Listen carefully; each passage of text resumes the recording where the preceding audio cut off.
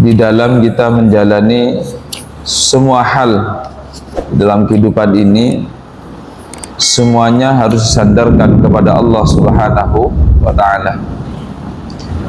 Apapun yang kemudian terjadi kepada kita disandarkan kepada Allah Subhanahu wa ta'ala, agar kemudian kita betul-betul menjaga daripada keimanan kita kepada Allah Subhanahu wa ta'ala. Banyak ketika kemudian kita berpikir secara logika, ketika kita mungkin bertanya tentang bagaimana kemudian Allah itu dekat dengan kita, kemudian bagaimana wujudullah, adanya Allah. Maka saya pernah mendapatkan keterangan dari guru kami itu, ketika kita kemudian pernah mendengar bahwa Allah itu lebih dekat daripada pernah dengar nggak di Al-Quran itu? Pernah. Dekat sekali berarti.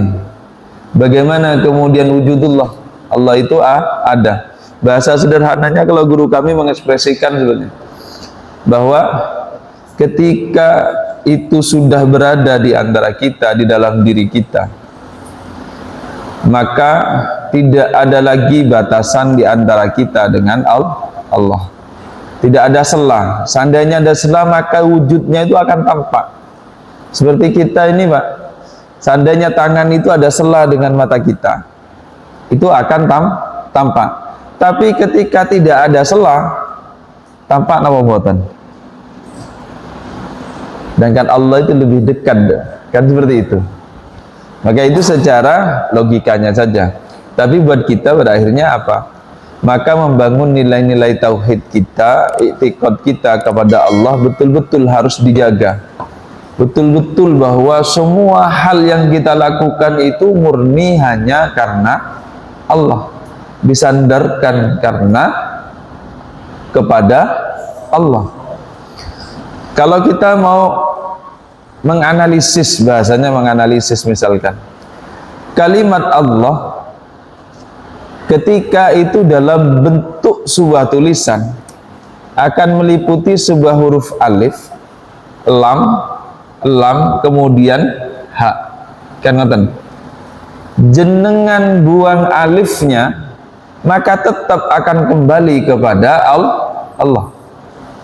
Jenengan buang alifnya, maka akan dibaca lillahi. Lillah, karena Allah. Lam yang pertama jenengan buang, itu juga akan kembali kepada Allah. Lahu, kepada Allah. Jenengan buang alif, lam, kemudian lamnya jenengan juga buang, lam yang pertama, lam kedua jenengan buang, tetap akan kembali Allah. Ada beberapa thariqah yang kemudian Allah, kembali tetap hanya kepada Allah. Maka tidak salah, semuanya telah kita ikrarkan, inna salati wa nusuki wa mahyaya wa mamati lillahi rabbil alamin. Dan itu betul-betul harus kita jaga dan harus kita minta kepada Allah. Agar apa? Agar kemudian di dalam kehidupan ini keislaman dan keimanan ada di antara kita. Di dalam kita hidup ini kemudian kita pada akhirnya, endingnya juga wa akhrijna minad dunya bihusnil khatimah. Artinya Islam yang kita yakini, keimanan yang kita jalani ini kemudian betul-betul bukan hanya di saat-saat kita sehat, di saat-saat kita normal, akan tetapi sampai kita keluar nanti dari dunia ini, mudah-mudahan tetap membawa ketetapan Islam dan iman. Tapi apa tidak ada orang yang kemudian keluar dari Islam? Ada. Maka orang yang keluar dari Islam itu disebut murtad. Orang yang keluar dari Islam, menolak daripada ajaran Islam. Bagaimana konsekuensinya kemudian? Maka qala Allah Ta'ala, a'udzu billahi minasyaitonir rajim, innallaha la yaghfiru an yushraka bihi wa yaghfiru ma duna dzalika liman yasha wa man yusyrik billahi faqad dhalla dhalalan ba'ida. Allah itu tidak akan mengampuni, la yaghfir ayyushraka bihi, yang orang itu mensekutukan Allah. Orang yang telah mensekutukan Allah, Allah tidak akan mengampuninya. Wa yaghfiru ma duna dzalika liman yasha. Allah akan kemudian mengampuni dosa selain dosa syirik yang dia kehendaki. Dan manakala orang itu wa may yusyrik billahi, ketika orang itu telah berani mensekutukan Allah dengan sesuatu, misalkan faqad dhalla dhalalan ba'ida, maka orang itu sudah sangat jauh tersesat atau jauh di dalam kesesatan. Ketika orang itu kemudian telah jauh dalam kesesatan atau dalam kesesatan yang jauh, innahu may yusyrik billahi faqad harramallahu alaihil jannah wa ma'wahun nar wa ma lidh-dhalimin min ansar.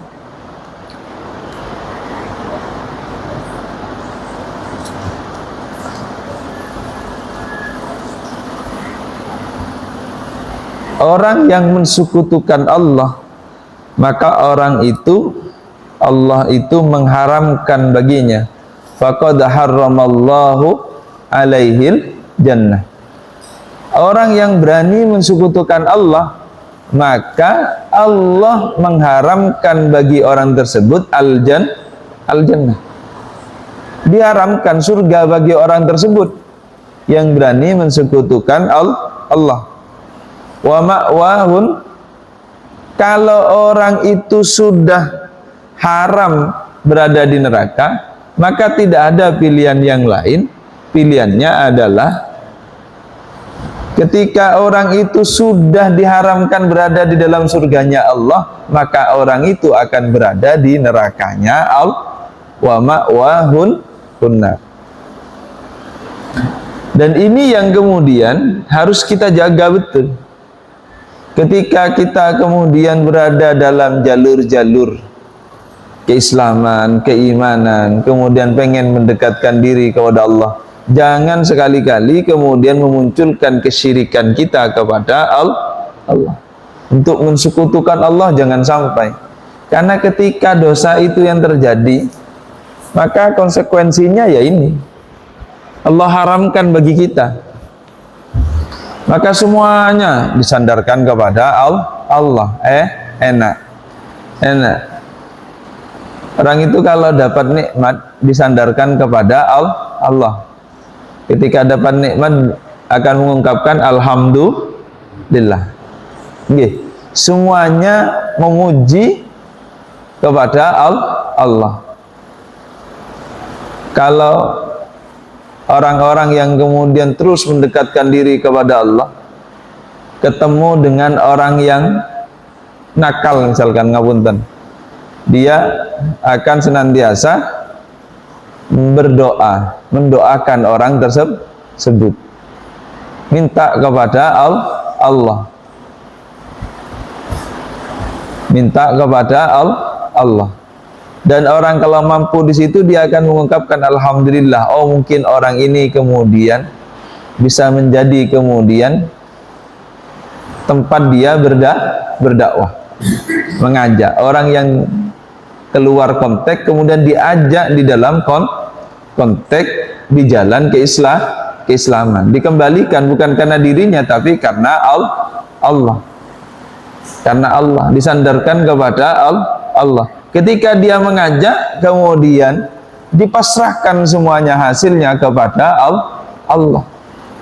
Tidak bukan karena saya, Tapi banyak orang itu karena saya. Wong bangun masjid aja kalau bukan karena saya. Lebih ya terusan kalau karena saya. Kira masang besi aja bisa sendirian. Kan gitu. Tapi banyak orang yang kemudian menempatkan dirinya terlalu banyak karena saya. Semuanya dikembalikan kepada Allah. Kalau orang bahasan sederhana gini, kita ngajak itu disandarkan kepada Allah akan nikmat. Kenapa? Pada akhirnya orang itu mau atau tidak dikembalikan kepada Allah. Sedangkan ngajak orang untuk berpartisipasi di sini di pembangunan ini, apakah semuanya diajak akan mau? Belum kalau itu karena saya misalkan banyak kemudian yang akan menjadi dongkol. Tapi kalau karena Allah, oh mungkin hatinya belum digerakkan oleh Allah. Semuanya disandarkan kepada Allah. Sama kemudian ketika orang kemudian ditakdirkan oleh Allah dalam sebuah perjumpaan. Tapi perjumpaannya satunya mencuri, satunya yang dicuri misalnya. Orang yang dicuri akan mengatakan alhamdulillah. Kenapa alhamdulillah? Bagi orang-orang yang kemudian pengen menyampai kepada tingkatan sufi misalkan, orang tersebut akan bilang alhamdulillah misalkan. Kenapa? Perjumpaan itu tidak bisa dihindari karena sudah ditentukan oleh Allah. Tapi alhamdulillahnya kok dilalah saya yang dicuri bukan saya yang mencuri.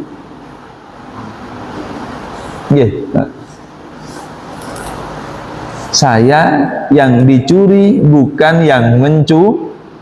Seandainya Allah balik di situ, kemudian saya yang mencuri, ini kan bahaya. Tetap akan kemudian selalu memuji kepada Allah dalam situasi sudah kemudian berada di, kalau bahasa kita sudah diuji oleh Allah dalam situasi yang jelek, tapi dia kemudian masih mengambil hikmah dan disandarkan kepada Allah. Alhamdulillah. Alhamdulillahnya kenapa? Alhamdulillah saya yang dicuri, bukan saya yang mencuri. Kalau paling tidak akan berdoa kepada Allah, mudah-mudahan orang itu segera ada nilai plus yang dibangun ketika disandarkan kepada Allah. Ketika tidak disandarkan kepada Allah, jangankan sampai dicuri, kaget diselip teko kiri saja, dari sebelah kiri saja langsung omongan kotor yang keluar. Gak usah sampai dicuri Pak, gak usah sampai keserempet. Wong gaya nih misalkan mau ke kiri, gayanya tok belum ke kiri nih Pak, kok ada motor dari kiri atau kendaraan lain dari kiri, wah metu ngapunten lah cara kasarane kene Jawa Timuran, metu Surabaya kan itu kan. Ketika tidak disandarkan kepada Allah, seandainya disandarkan kepada Allah, alhamdulillah tidak sampai kecelakaan, kan gitu. Atau paling enggak dari kaget ya alhamdulillah tidak sampai kena penyakit masih bisa melanjutkan perjalanan. Lah kan kalau disandarkan kepada Allah akan menjadi ini. Makanya ikrar kita itu kan bukan hanya tentang ibadah, tapi dalam setiap gerakan dan aktivitas kita semuanya disandarkan kepada Allah. Baik.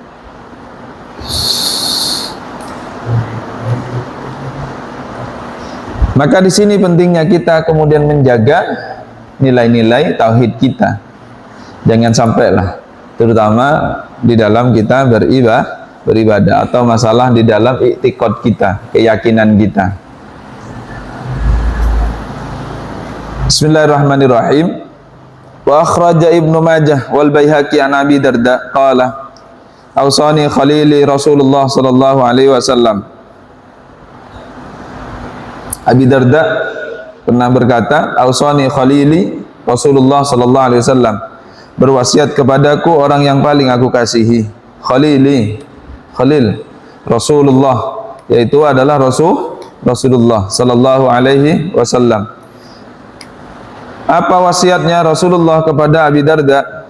Alla tusyrika billah syai'an. Alla tusyrika billahi syai'an wa in qutita au hurikta. Janganlah engkau kemudian menyekutukan Allah dengan sesuatu apapun, wa in qutita au hurikta, walaupun engkau akan dipotong atau akan dibakar. Jadi apapun yang kemudian terjadi kepada kita,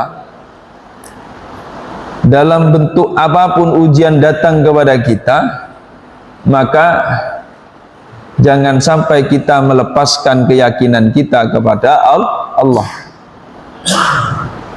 Kalau cuman masalah ekonomi misalkan, masalah ekonomi sekarang pelik Pak, banyak orang hancur sekarang ini, ekonominya hancur. Bukan hancur karena siapa-siapa, hancur karena dirinya sendiri. Sekarang lagi apa? Lagi banyak-banyaknya apa namanya? Judi online nggih. Walah. Saya kalau dengar beritanya di bawah 11 tahun berapa ratus M. Anak di bawah 11 tahun transaksi top up. Apa namanya, transaksi judi online itu, ya Allah. Apalagi yang sudah dewasa punya gaji, anak-anak kecil-kecil tuh Pak, MM-an Pak, setelah dilacak itu Pak, transaksinya di situ. Apa tuntutan? Tidak ada tuntutan anak kecil-kecil itu. Orang dulu biasanya ngapunten ya, melakukan kesyirikan misalkan, bukan membenarkan, ini kejadian orang dulu. Itu banyak melakukan kesyirikan misalkan, ngapunten pesugihan misalkan, karena dorongan ekonomi, dorongan ekonomi. Tapi tidak boleh, apalagi cuman gara dorongan ekonomi. Wa ingkuti ta'auhurikta, di situ gambarannya seandainya kamu dipotong saja itu tidak boleh mengorbankan la ilaha il. Seandainya kamu dibakar itu tidak boleh mengorbankan la ilaha il. Apalagi cuman urusan makan. Bahasa sederhananya urusan makan, urusan perut, perkara yang haram ketika darurat bisa menjadi Nah kan ngoten Pak.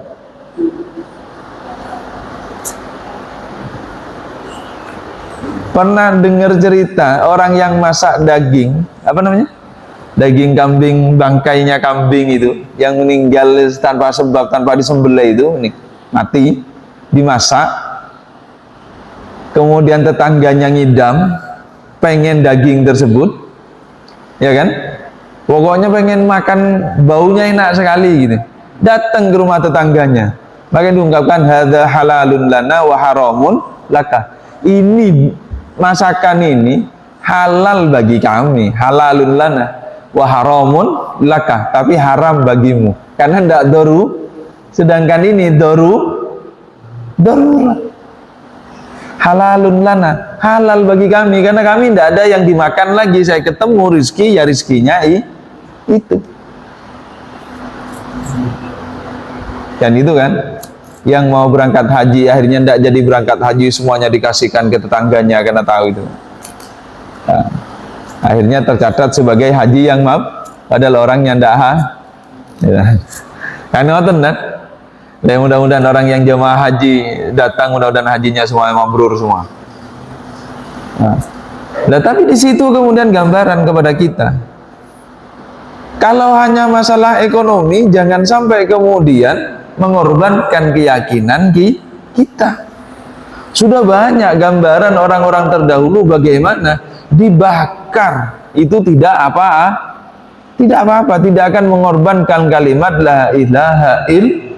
Dipotong, tidak ada masalah. Lah kita ini baru kena Indomie sudah mau geser-gesernya kan ruwet. Bahasanya lah, kalau dulu itu kan bahasanya ya mie instan lah, kalau nyebut merek nanti bahaya misalkan. Jawabannya mie instan misalkan. Ya kok mau geser? Artinya apa? Ketika kita ungkapin di situ misalkan mie instan, itu bahasa kebutuhan kita yang sifatnya hanya jasadi. Yang sifatnya hanya memenuhi hawa nafsu, misalkan kalau bahasa kita ini kampung tengah lah, hanya menuhin kampung tengah. Lah bagaimana kemudian kita digambarkan ketika Rasulullah mi'raj dengan bau yang begitu harum, ya kan? Siti, Pak. Siti sinten, Pak? Masih? Wah, sudah semerbaknya harum luar biasa. Lah kan kalau kita melihat ke situ apa? Ya, sejarahnya keluarganya dimasukkan ke dalam kuali yang panas karena mempertahankan kalimat la ilaha illallah. Nah, sekarang kita apa? Bagi kita sekarang pertanyaannya sederhana. Sejauh mana keitikad kita kepada Allah? Itikadnya saja dulu. Keyakinan kita kepada Allah. Bagaimana kemudian tingkat keyakinan kita kepada Allah? Paling tidak yakin kalau Allah itu ada. Kan itu kan? Allah itu ada. Dan kita ini tidak pernah terlepas dari pantauan Allah. Semuanya, kalau bahasa sederhananya itu, Allah maha melihat sampai perkara yang kecil, yang hitam di tempat yang gelap. Semut misalkan, semut itu semut hitam kecil di tempat yang hitam dan dalam suasana yang gelap gulita, itu masih di dalam pantauan Allah. Nah, kalau seperti itu bagaimana yang seperti kita besarnya segini? Bagaimana bisa menghindar dari pandangan Allah? Bagaimana kita bisa bermaksiat sedangkan kita selalu di dalam pandangan Allah? Tidak malu kita kepada Allah. Paling tidak i'tiqad itu yang muncul. Bahasa sederhananya orang ketika beribadah yang harusnya lillahi ta'ala, yang harusnya di situ as-shalah itu adalah lidzikrillah, lidzikri dalam bahasa Al-Qur'annya, untuk mengingatku, untuk mengingat Allah. Kok sholat yang sudah manjing, bahasanya kalau kita bahasa isyarahnya, ketika kita takbiratul ihram, kita ini kan ngangkat tangan sunnahnya kan ngangkat tangan. Kemudian kalau yang konteksnya Imam Syafi'i kan kemudian dibarengi dengan muktarinan bifi'li, yaitu niat takbiratul ihram. Kenapa kita angkat tangan? Ini kan pentakziman kita kepada Allah. Kemudian kenapa angkat tangan? Karena melepaskan hijab di antara kita dengan Allah. Tidak ada hijab lagi. Yes, kita ini hanya ingin menghadap kepada Allah. Wis bahasa sederhana, dub-duban karo Allah. Lah sudah dub-duban kok mikir wong liya. Sampeyan dub-duban karo bojone, lha kok mikir wong liya, ini samplok sampean. Nggih. Padahal itu tidak ngerti di dalam hati, mungkin hanya koneksi pandangan. Lah bagaimana kemudian kita menghadap kepada Allah yang sudah kita ikrarkan lillahi rabbil alamin, kok kita berpaling dari Allah? Ya dilatih. Nah, kita ini kan sudah melepaskan itu hijab itu. Perkara yang di luar tidak boleh masuk ke dalam sholat. Kita sudah angkat tangan gini, Pak. Sudah isyarah itu, isyarah melepaskan hijab di antara kita dengan Allah. Lah kok masih belum connect hati kita ketika, maka di situ yang kemudian harus betul-betul ikhlas karena Allah. Ikhlas lah. Semua ibadah itu harus ikhlas. Tapi sekarang ikhlas itu Pak tidak ada di dalam hati, Pak. Adanya di status. Wong ikhlas karena Allah ada di status. Maka dagelan saya itu kalau bikin status ikhlas gampang, Pak. Ikhlas. Misalkan saya lagi kerja bakti di anti ruwet, misalkan anti ruwet di yayasan. Di yayasan anti ruwet lagi kerja bakti apalah. Seperti kemarin banjiran nyemprot ini kan, nyemprot apa? Karpet apa namanya? Karpet rumput untuk anak-anak main itu kan. Ikhlas, tapi butuh pujian dan mobil kan itu. Lah bikin status ikhlas itu kan tidak mungkin, Pak. Wong yang lihat aja dilihat berapa. Yang lihat status kita lo nggak ada tendensi di dalam diri kita. Lawang yo pengen dibu. Lesan bikin status yang ngapil lah pengen dipuji tuh, Pak. Semangat gitu. Dia dibilang aja sekalian ikhlas tapi butuh puji. Dia nanggung dan mau. Ya alhamdulillahnya banyak, Pak, yang ngasih pujian, Pak. Tapi tidak ada satu orang pun yang ngasih mobil. Tetap kehujanan sama basah lah, sarung ini Pak, basah separuh baju Pak, basah biarpun pakai mantel. Kenapa? Yang banyak ketika kita bilang ikhlas itu mek muji tok, gak ono sing ngewahi mobil. Seandainya kita ikhlas betul-betul karena Allah, bukan hanya mobil yang didapat, Pak. Ya kan gitu kan? Seandainya kita ikhlas karena Allah ibadah kita, yakin semua yang ruwet di antara kita akan diselesaikan oleh Allah. Keruwetan kita, apa yang menjadi masalah di dalam kehidupan kita, selesai ketika kita ikhlas karena Allah. Lawang ikhlas butuh pujian karo mobil, entuk pujian kok ya tetep ngedumel, Pak. Ya wis mari. Urusan selesai. Nah sampean lek arep-arep karo menungso pasti di situ. Pasti di situ. Ndak akan sempurna yang akan didapat. Tapi yang diberikan oleh Allah dengan cara yang baik, dengan cara yang banyak, melebihin dari apapun, dan ndak ada apa-apanya di hadapan kita. Seakan-akan kita itu Allah itu ndak ngasih apa-apa. Lawang sampean pengen dunia, salat 2 rakaat itu sudah lebih baik daripada dunia. Percaya, Pak, teman. Sholat cuma 2 rakaat. Kecil menurut kita, kan itu kan, cuma 2 rakaat. Apa kita ndak ingat bahwa Rasulullah itu pernah mengingatkan kepada kita bahwa salah satu kenikmatan yang terbaik diberikan oleh Allah kepada kita di dunia ini adalah ketika Allah mengizinkan kita untuk sholat 2 rakaat. Banyak orang bisa sholat 4 rakaat karena kewajib, tapi tidak bisa sholat 2 rakaat, tidak diizini oleh Allah.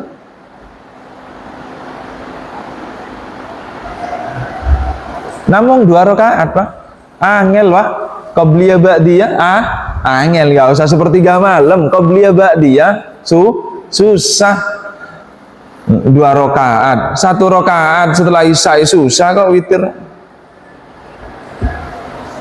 Maka kenikmatan yang luar biasa yang harus disyukuri. Tapi kita kan tidak pernah, Pak, menyandarkan itu kepada Allah. Adanya kita seakan-akan orang paling baik karena pakai koko, pakai jubah, karena pakai kopiah.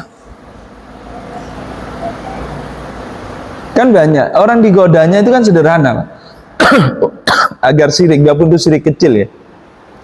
Ketika kita beribadah, kita merasa lebih baik dari orang lain. Ketika kita datang ke masjid sholat, itu seakan-akan kita orang baik, menempatkan kita orang baik. Kok ketemu orang yang di luar tidak sholat, hati kita nih, sudah tua, sudah bau kubur, gak sholat, piye ku nasibnya. Dan itu kan hatinya tergerak seperti itu. Berarti seakan-akan dirinya lebih baik daripada orang itu. Kan itu, Pak, ngapunten. Lah, kita ini hadir sholat itu menjadi orang yang harus sombong nopo mboten? Enggak. Orang yang hina itu adalah ketika kita sholat. Hakikatnya nggih. Kenapa? Pekerjaan yang lain harus sampai sujud menempatkan ini di tanah nopo mboten? Puasa ndak ada, zakat ndak ada, haji pun ndak ada. Sholat itu menghinakan diri kita betul-betul hina. Sampai bahasa kita, jangankan nginjek kepala, Pak, nginjek kopiah, Pak, oh bahaya, Pak. Kalau apa namanya, kita ini simbol kepala, nginjek kopiah kita seakan-akan nginjek kepala. Nggak usah kepalanya diinjek, simbolnya saja bahaya. Lah ini nunduk Pak, serendah-rendahnya, tapi sudah kayak gitu masih merasa merasa lebih baik daripada orang lah. Nah ini yang kemudian harus betul-betul dijaga. Jangan sampai lah, jangan sampai kita kemudian melakukan kesyirikan, baik itu adalah syirik yang tersembunyi. Jaga itikat kita kepada Allah. Makanya kalau di dalam, dulu kami ketika mengaji tentang fikih Syafi'iyah itu, kenapa ketika takbir kemudian pergelangan tangan kita diikat seperti ini, kemudian ini ditaruh di tengah, di ulu hati, jadi kan sepertinya seperti agak miring deh, karena ininya tengah-tengah gini ketemu gini, nah ini ditaruh di tengah gini. Kenapa? Karena ketika kita lupa kepada Allah agak ditekan, biar ingat kepada Allah, biar ingat torikoh, cara biar ingat kepada Allah. Karena hampir ketika kita sholat jarang ingat kepada Allah. Padahal sholat itu fungsinya untuk mengingat kepada Allah. Kalau pertanyaan gini Pak, kira-kira dari satu rakaat itu berapa detik sampai ingat kepada Allah itu? Tidak usah satu rakaat, dari 4 rakaat adakah satu rakaat yang full ingat kepada Allah? Tidak usah. Pernahkah ketika sholat itu kemudian kita itu ingat kepada Allah? Ini dijawab sendiri-sendiri, kalau itu tidak usah dijawab ke saya. Karena yang bertanya pun tidak sanggup menjawab. Di situ. Nah ini yang kemudian betul-betul pada akhirnya dijaga. Ketika kita ini sudah mengikrarkan asyhadu an la ilaha illallah wa asyhadu anna muhammadar rasulullah, dijaga dan terus minta kepada Allah agar kemudian ini dibawa sampai akhir hayat kita. Nasihat kedua dari baginda Rasul sallallahu alaihi wasallam, wala tatruka salatan maktubatan muta'ammidan faman tarakaha muta'ammidan faqad bari'at minhu dhimmah. Jangan tinggalkan salat wajib, karena orang yang meninggalkan salat wajib dengan cara disengaja maka dia melepaskan diri dari rahmat Allah. Ya kalau bahasa sederhananya gini Pak, orang itu kalau nembus surga dengan ibadah itu tidak mungkin bisa.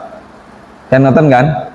Secara logika berpikirnya, sampean kerja 8 jam, kerja itu 8 jam gitu. Beli tanah di BDS 2 itu masih harus dengan gajinya sampean itu. Bagaimana mau membeli dengan sholat yang modelnya 5 menit? Sholat 5 kali 5 cuman 25 menit. Sampean kerja 8 jam terutuh sampai berangkatnya ketambahan berangkat pulangnya, hitunglah dari rumah itu PP jadi 9 jam, 10 jam di dunia kerja. Sampean mau beli tanah 1 kapling saja di BDS 2 itu masih kok ibadahnya yang modalnya itu hanya 25 menit kok pengen beli Nah logikanya itu tidak masuk Pak. Maka kita masuk surga itu karena rahmat Allah. Tapi orang yang kemudian meninggalkan sholat itu jauh dari rahmat Allah. Makanya yang belum sholat ndang sholat, anaknya yang belum sholat cepat dididik sholat, putunya yang belum sholat cepat diajarin sholat, tetangganya yang belum sholat terus diajak sholat. Kok sudah diajak tidak belum sholat, didoakan biar cepat jangan cepat disolati Pak, biar cepat doakan. Jadi ladang kita amal kita. Ajak kalau belum sudah diajak wis gak gelem-gelem didoa. Semampunya saya ngajak sudah wis memel gitu ya, misalkan bahasanya. Terus gak bisa diajak ini tidak bisa, saya doakan, mintakan kepada Allah. Jangan putus terus menjadikan orang itu yang belum mendekat kepada Allah diajak untuk mendekat kepada Allah agar menjadi kebaikan buat kita. Siapa tahu doa kita dijawab oleh Allah. Siapa tahu ajakan kita diiyakan, sibinarang dengan apa yang dikehendaki oleh Allah, kemudian orang itu mendapatkan hidayah. Kadang kita bosan di situ. Kalau bosan ya seperti anak kita Pak. anak kita sampai SMK sampai kuliah nggak sholat dibiarin, akhirnya setelah menikah dipaksa untuk sholat, ya angel, angel. Kalau ndak betul-betul dapat hidayah itu angel. Paling awal-awal nikah,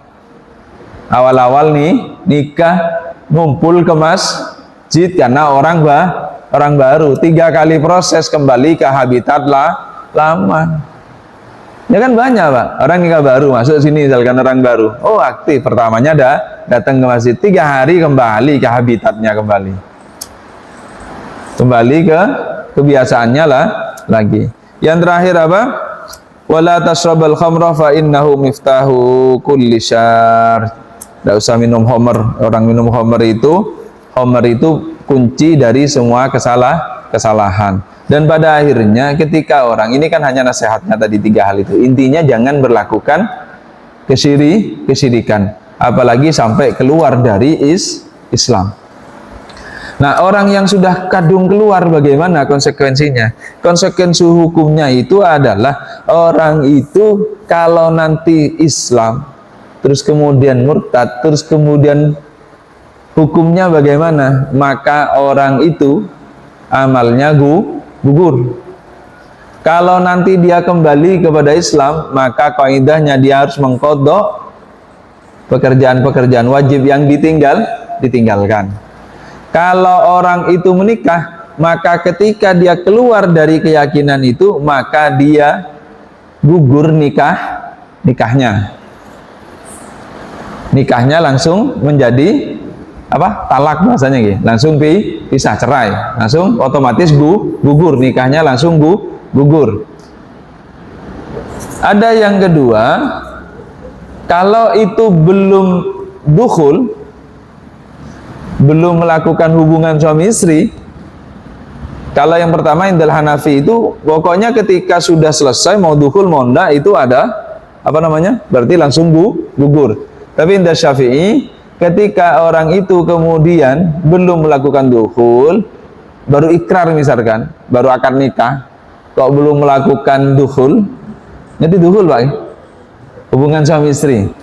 Nah, itu maka kalau belum melakukan itu maka nanti kena hukum iddah, masa iddah itu nanti gugurnya setelah masa iddah. Tapi kalau menurut Imam Hanafi setelah dia keluar dari Islam maka tidak ada lagi masa iddah, langsung fasad itu, langsung gugur anunya, apa namanya, nikahnya. Tapi kalau menurut Imam Syafi'i kalau orang itu belum melakukan hubungan suami istri masih kena hukum iddah. Tapi kalau orang itu apa namanya sudah melakukan kalau sudah melakukan hubungan suami istri maka orang itu kena tapi kalau belum berarti dia langsung gugur. Nah, itu yang kemudian yang harus dilihat.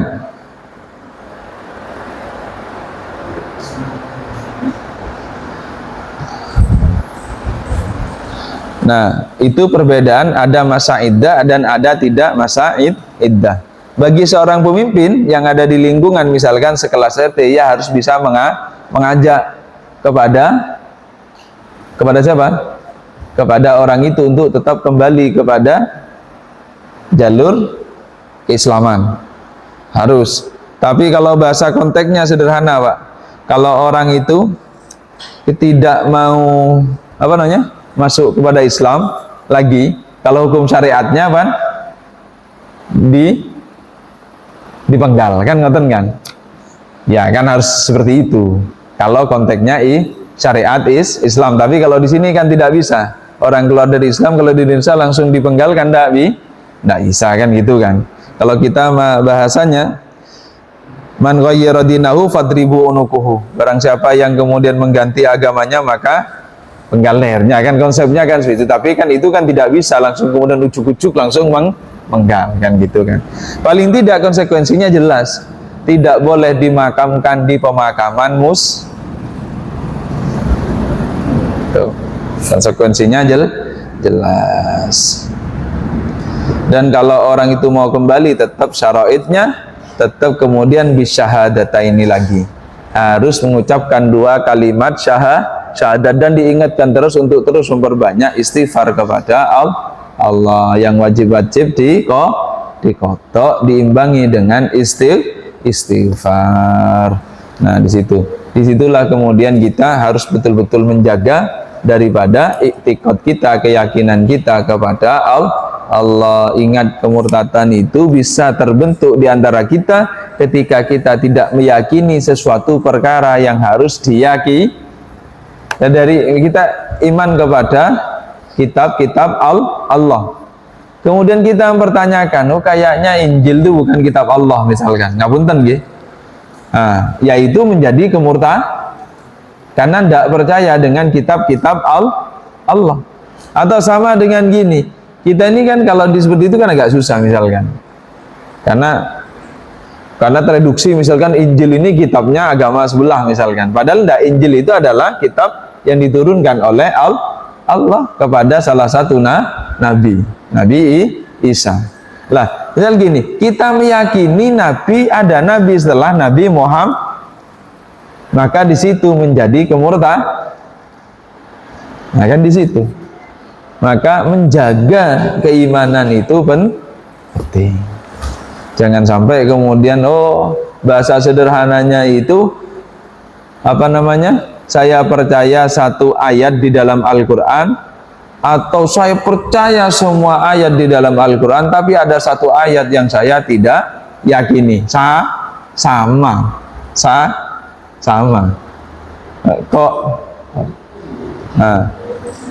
Kok tidak meyakini Al-Qur'an? Kan berarti kan tidak meyakini Al-Qur'an. Kalau masih dibagi-bagi kan gitu kan. Tidak boleh. Ya percaya dengan Al-Qur'an, yakin tidak ada tapi. Kalau masih ada tapinya tidak boleh. Nah, itu yang kemudian mudah-mudahan kita betul-betul bisa menjaga ibadah kita kepada Allah Subhanahu wa taala, terus menjaga keislaman, dan mudah-mudahan kita senantiasa diberikan keberkahan umur oleh Allah Subhanahu wa taala. Pun sudah keluar, tinggal Allahumma barik lana fi ma razaqtana wa qina adzabannar. Mohon maaf. Insyaallah di pertemuan selanjutnya itu lebih ke muamalah. Sudah muamalah masuk, tapi biasanya di kitab ini nanti referensinya lebih kepada mungkin ini ikhbarnya, mungkin ini ancamannya. Jadi tidak misalkan bab wudu, dia lebih bagaimana fadilahnya wudu, kan seperti itu. Bagaimana orang yang berwudu, orang yang suci kemudian masih berwudu misalkan. Nah, di situ menjelaskan tentang wudu. Nah, baru di akhirnya baru syara'id arkannya di situ. Mudah-mudahan kita diberikan umur oleh Allah Subhanahu wa taala. Al-Fatihah. Alhamdulillah.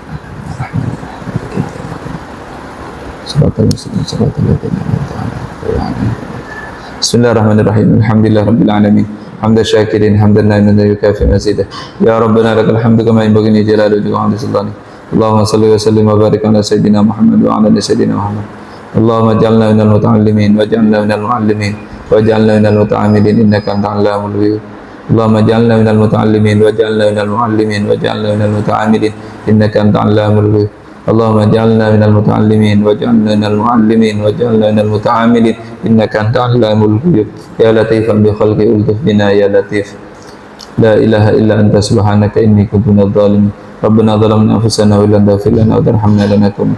Rabbana ighfir lana dhunubana wa liwalidina warhamhum kama rabbayana shighara. Rabbana atina fid dunya hasanah wa fil akhirati hasanah wa qina adzabannar. Sallallahu ala sayyidina Muhammad walhamdulillahi rabbil alamin. Alhamdulillah doa kafaratul majlis. Alhamdulillah rabbil alamin. Subhanakallahumma wa bihamdika asyhadu an la ilaha illa anta astaghfiruka wa atubu ilaik. Terima kasih, kurang lebihnya mohon dimaafkan. Wallahu muwaffiq ila aqwamit thoriq. Wassalamualaikum warahmatullahi wabarakatuh.